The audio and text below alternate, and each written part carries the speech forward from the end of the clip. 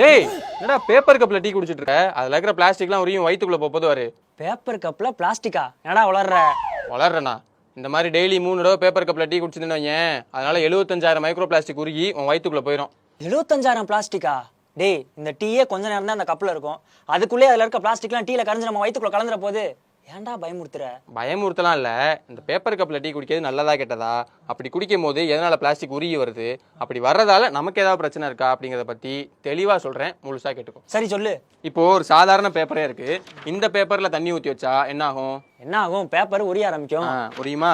இப்போ இந்த பேப்பரோட திக்னஸ் அதிகமா இருக்கிற இந்த சார்ட் மாதிரியான பேப்பர்ல தண்ணி ஊத்தி வச்சா அது உரியுமா? ஏன் உரியாது? கொஞ்ச நேரம் அப்படியே வச்சிருந்தா அது உறிஞ்சான வரப்போகுது. கரெக்ட். அப்போ அப்படி பார்க்கும்போது இந்த டீ கப்பு இந்த சார்ட் பேப்பரோட திக்னஸ் கம்மியா தான் இருக்கு. பச்சை தண்ணியை ஊற்றி வைக்கும் போது இந்த சார்ட் பேப்பரே கொஞ்சம் நேரத்தில் உரியுங்கிறப்போ சூடான டீயை ஊற்றும் போது கூட இந்த பேப்பர் கப்பு ஏன் உரிய மாட்டேங்குது?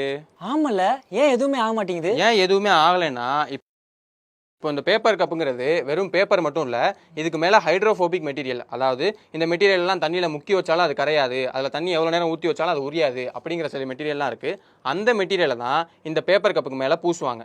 அதனால தான் இந்த பேப்பர் கப்பில் நீ பச்சை தண்ணி ஊற்றி வச்சாலும் சரி, இல்லை சூடான டீயை ஊற்றினாலும் சரி, இந்த பேப்பர் கப்புக்கு எதுவுமே ஆக மாட்டேங்குது. ஓஹோ, சரி. இந்த பிளாஸ்டிக் வயிற்றுக்குள்ளே போகும் சொன்னையே, அது இந்தியாவில் இருக்கிறதுலே சிறந்த கல்லூரிகளில் ஒன்றுன்னு சொல்லப்படுற கராக்பூரில் இருக்கிற இந்தியன் இன்ஸ்டியூட் ஆஃப் டெக்னாலஜியில் இந்த பேப்பர் கப்பை வச்சு ஒரு ஆராய்ச்சி பண்ணியிருக்காங்க.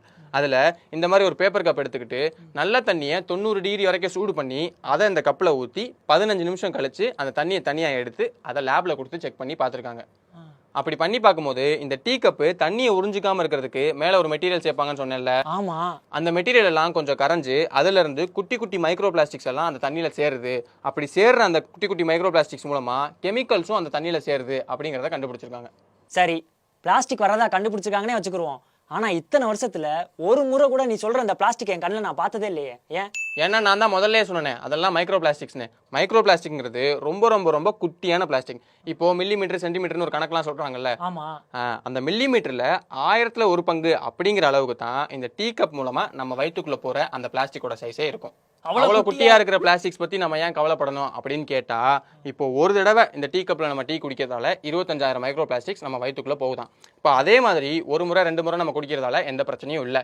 ஏன்னா அந்த மாதிரி நம்ம வயிற்றுக்குள்ள போற பிளாஸ்டிக்ஸ் எல்லாம் நம்ம உடம்பை விட்டு வெளியே போயிடும். ஆனா அதுவே தினமும் 2 தடவை 3 தடவை நம்ம இந்த டீ கப்ல குடிக்கிறோம் அப்படின்னா அப்போ நம்ம உடம்புக்குள்ள போற அந்த பிளாஸ்டிக்ஸோட அளவு அதிகமாகும். அப்படி அதிகமாகிறதால அது நம்ம உடம்புல நிறைய பிரச்சனைகள் ஏற்படுத்துறதுக்கான வாய்ப்பு நிறையவே இருக்கு அப்படின்னு அந்த ஆராய்ச்சியோட முடிவுல சொல்லியிருக்காங்க. சரி, இதுல அதிகமா குடிக்க கூடாது, இதுல ஆபத்து இருக்குன்னு சொல்றேன்.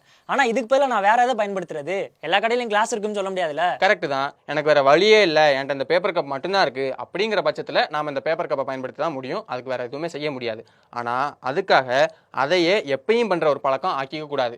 இப்போ நம்ம வண்டியில போறதால சுற்றுச்சூழல்லாம் மாசுபடுது அப்படின்னு சொல்றோம். ஆனா அதுக்காக வண்டியிலே போகக்கூடாது அப்படின்னு நம்ம சொல்றோமா? இல்ல, வண்டியில போறதை குறைச்சிக்கிட்டு பொது போக்குவரத்தை அதிகமாக பயன்படுத்துங்க அப்படின்னு தானே சொல்றோம். அதே மாதிரி தான் இந்த பேப்பர் கப்பை எப்பயாவது 1 முறை 2 முறை வேற வழியே இல்லாதப்ப மட்டும் பயன்படுத்திட்டு மற்ற நேரத்துலலாம் இந்த பேப்பர் கப்பை தவிர்க்கிறது ரொம்ப ரொம்ப ரொம்ப நல்லது. சரி, ஓகே, இனிமேல் குடிக்கல. ஆனா இந்த ஒரு தடவை மட்டும் குடிச்சுக்கிறேன், காசு கொடுத்து வாங்க. அது உன் இஷ்டம். டீயே ஆறி போச்சு.